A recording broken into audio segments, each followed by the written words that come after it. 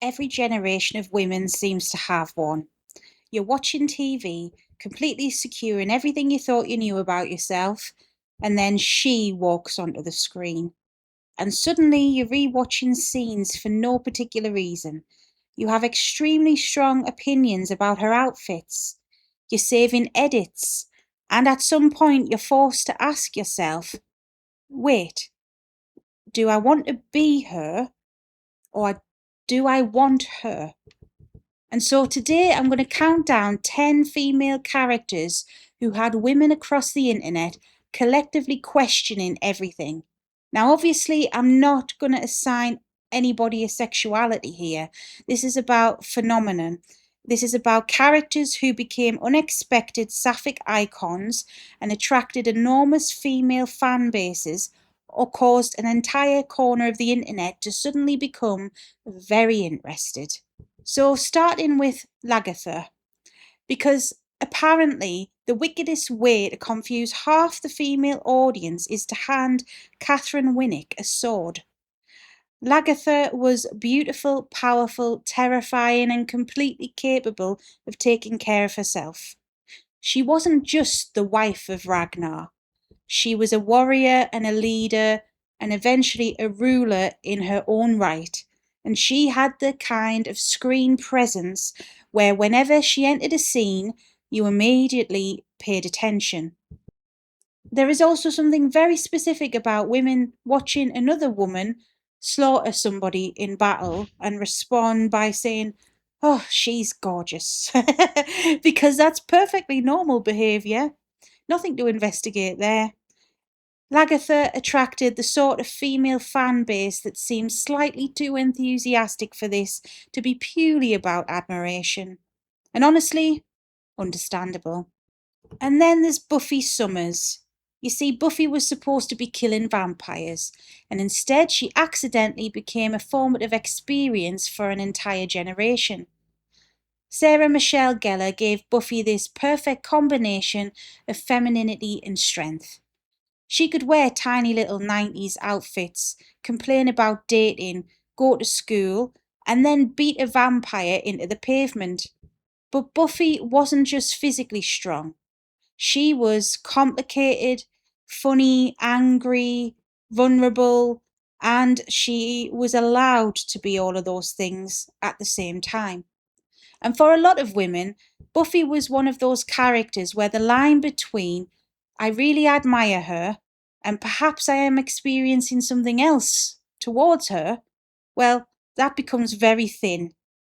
And then Faith turned up and made the entire situation significantly worse, but that is another conversation for another day.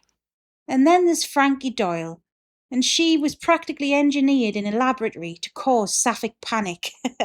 She's got it all: tattoos, confidence, swagger, attitude. And the fact that Nicole de Silva somehow made walking through a prison corridor look flirtatious.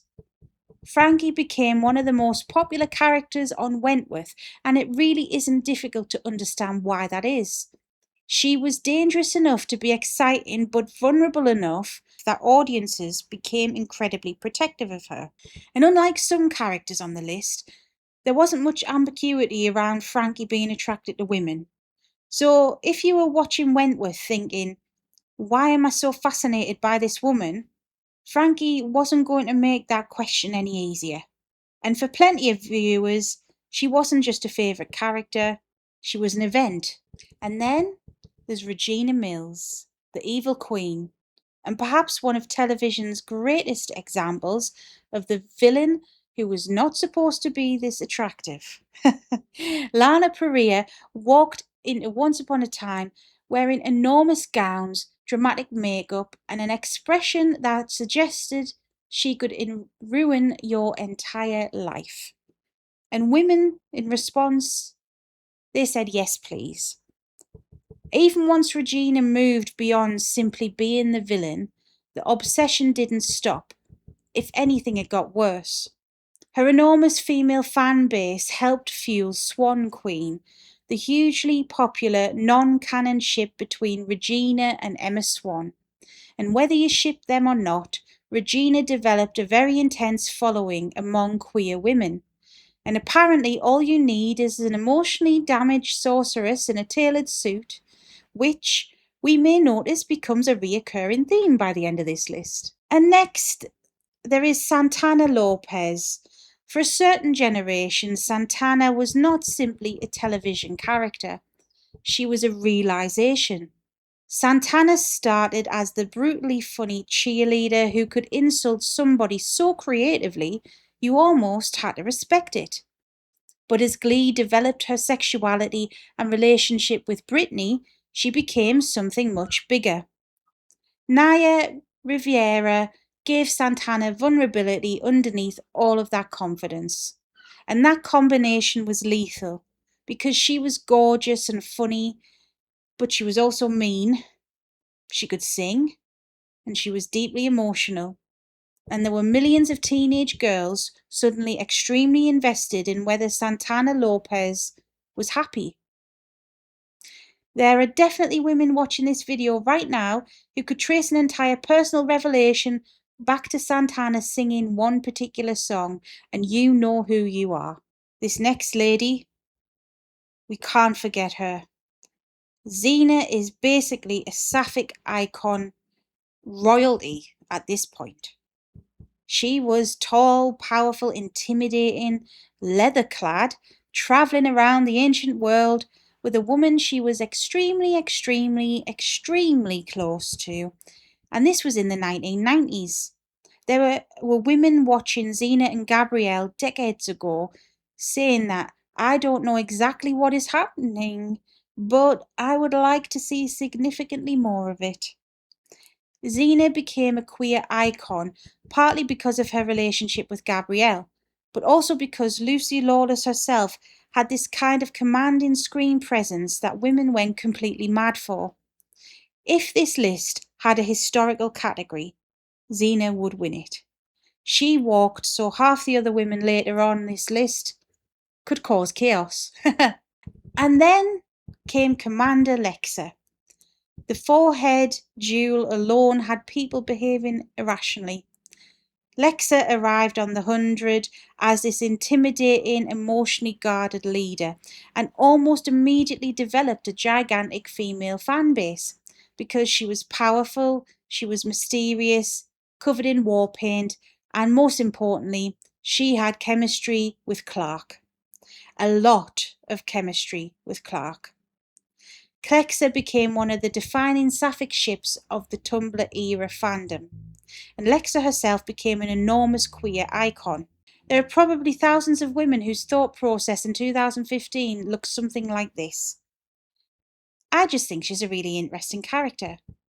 I just really appreciate her leadership. I just happen to have 400 pictures of Alicia Devon Carey saved on my phone. Sure, that's academic research, right? And then you've got V. She caused problems immediately.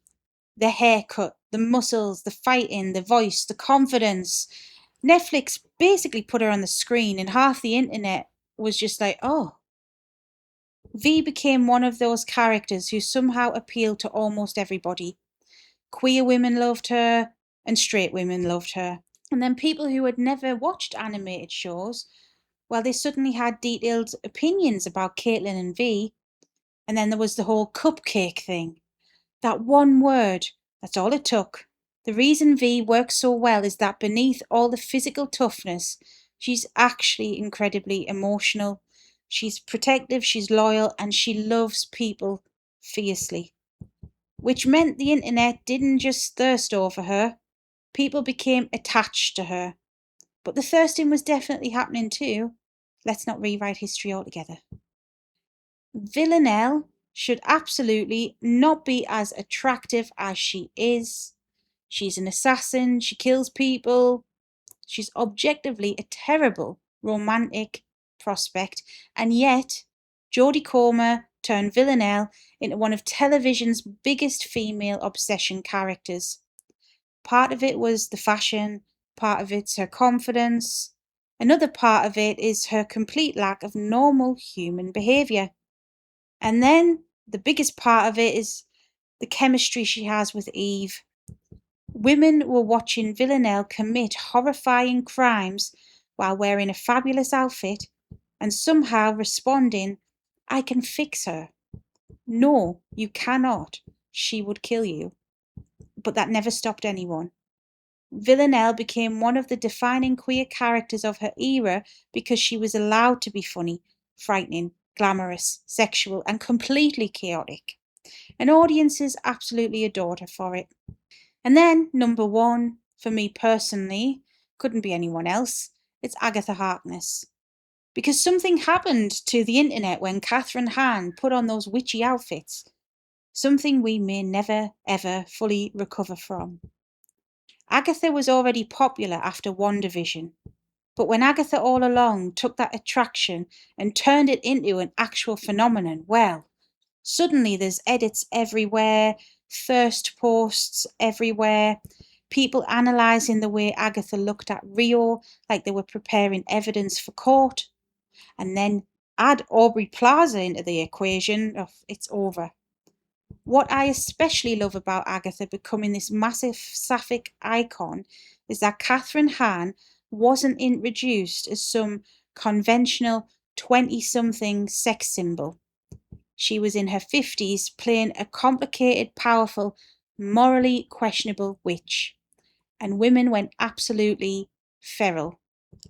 Agatha is confident, she's funny, manipulative, she's powerful, she's messy, she's completely shameless, and apparently she's exactly what people wanted. The reaction to Agatha and Rio proves something I really love. Female audiences don't need every desirable woman on television to look the same. Sometimes what people actually respond to is charisma, their presence, their chemistry, a little bit of danger, and apparently a swooshy cape or coat. So, what have we learned from this list? Well, it would appear that women are extremely drawn to powerful women, villains, warriors, witches, women with swords, women with questionable morals, and Catherine Hahn. Now, I want to know yours. Which female character made you stop and think, okay, maybe I need to unpack this? Because I know I've missed some. So tell me in the comments which character absolutely should have been on this list.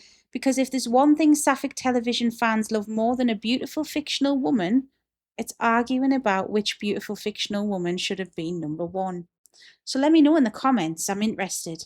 And if you made it this far, remember to hit subscribe and the notification bell for more. And until next time, bye bye.